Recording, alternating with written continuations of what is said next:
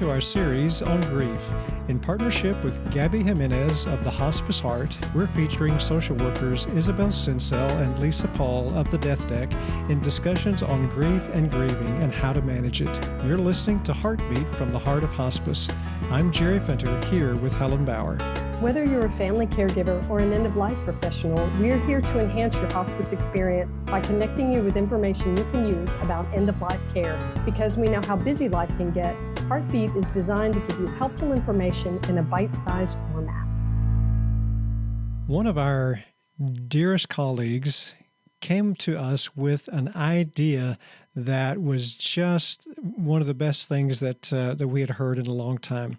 So Gabby Jimenez has a website called the Hospice Heart, and she writes blogs and she puts things on Facebook. And so, Gabby, thank you for being with us, and thank you for giving us this idea, because there's such a need out there right now for this. So tell us how this all came about. Thank you so much for having me and for supporting this idea. The Hospice Heart has, it's a beautiful community. During the height of COVID, I definitely noticed an increase in the comments gearing towards grief. But over time, especially currently, that has just risen to heights that make me nervous and scared and sad for human beings in general, that there is just so much grief out there. I get at least one email a day, up to 10. I mean, it varies each day, different levels of grief, different questions, different feelings about being alone and being uncertain and being scared and wanting to know what to do. I respond to every comment on this page. I respond to every single email I get. But what I discovered is that they need a little deeper insight, a little deeper support, more professional, an area that I am not educated in. Although I certainly provide grief comfort to my families and to the patients and to anyone who's going through it. And I don't discredit the work that I do to support them. I think they needed more. And I wanted to be able to give it to them in a way that can really, truly provide them comfort. So I immediately, of course, thought of you guys because you're awesome. And I thought this was a really important platform to raise this conversation and offer the support. And the two people I selected, it was without any hesitation. Like, it never even dawned on me that there should be anyone else. Well, there are many other people. I just felt like these two were really going to be a source of education, and they're going to communicate to everyone in a way that speaks a language everyone can understand. We'll start with Isabel. You guys are going to hear from her about some pretty powerful topics. Isabel is a bereavement counselor. She is wise. She has experienced personal loss. She understands grief on so many levels, and her expertise is inspiring and supportive, and you guys will all have something to take from it. Lisa Paul, she's a hospice social worker who has also recently gone through her own losses, dealing with her own grief, navigating things that are going on in her life, and still trying to incorporate that with the care of other people who are going. She's amazing. And she's got this gentleness with her heart where she says, look, I need to cover mine and protect me, but at the same time, here's something for you. She's very generous with her lessons and sharing her vulnerabilities and fears so openly and honestly. And collectively, the two of them are going to answer some questions in this series that, well, they won't answer to all of the questions and topics that I have received. I think that they will really tap into many and answer questions that all of you out there might have. So, Gabby, tell us why you chose these particular topics. Well, I tell you what, maybe the first thing we should do is actually look at the topics that we've decided to have Lisa and Isabel give some information about. So let's talk about the different topics. So what I did was I collected a lot of the emails I've received and I put them in topics, like which ones I received most about. So we first started with holding on to grief for years and how to navigate that. The reason that one is so important is because I think that many people who perhaps have never experienced grief or loss think that there is a time frame of which you should stop grieving. And many people say to people who are grieving, shouldn't you be over that by now? Shouldn't you be moving on?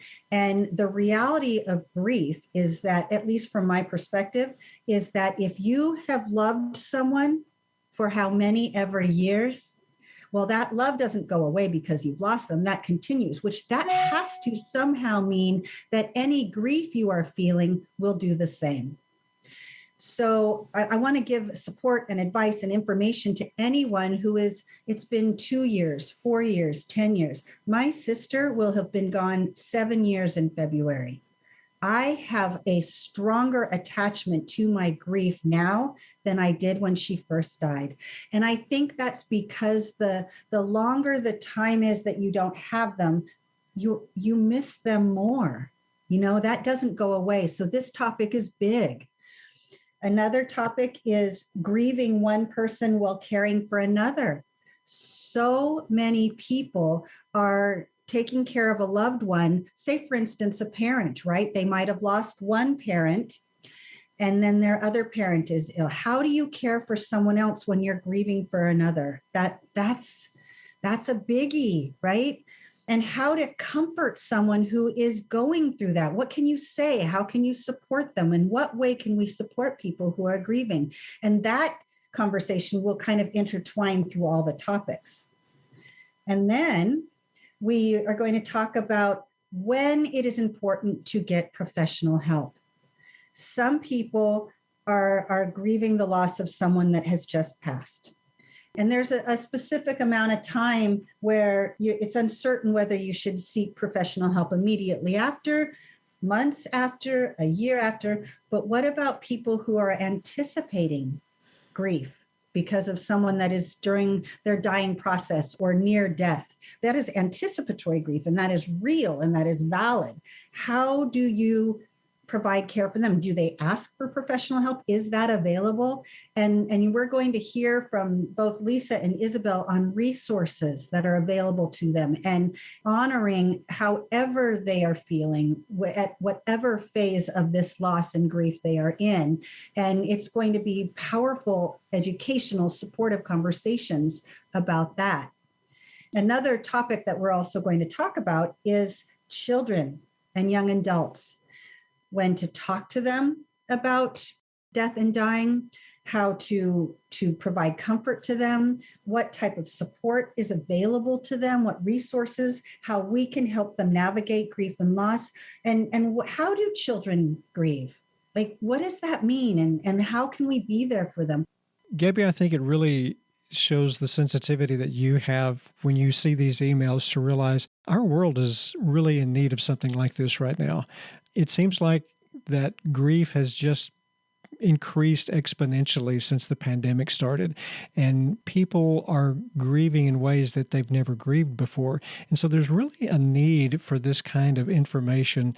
And so we're looking forward to what you and Isabel and Lisa are going to bring to this. And I hope that all of our listeners will find it beneficial. And so we have a pretty broad range of listeners out there. We have a lot of people who are hospice professionals, and we also have a lot of people out there who are just seeking information about hospice and about things that go along with hospice and end-of-life care. And so this is really going to be a very special series that will help our people. And we're so, so glad to be able to collaborate with you and the work that you're doing at the Hospice Heart.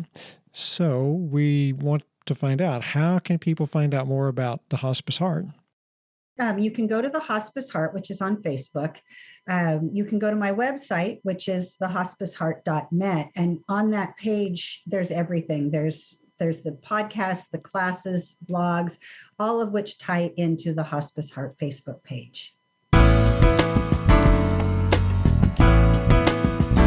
Thanks for listening to Heartbeat from the Heart of Hospice. I'm Helen Bauer here with Jerry Fenter and Gabby Jimenez today. Because we know your hospice journey is 24/7, you can always find us at theheartofhospice.com. Subscribe to the podcast wherever you're listening, and please take a minute to leave a rating or a review on Apple Podcasts. To connect with us, you can send an email to host@theheartofhospice.com. And you can also find us on social media.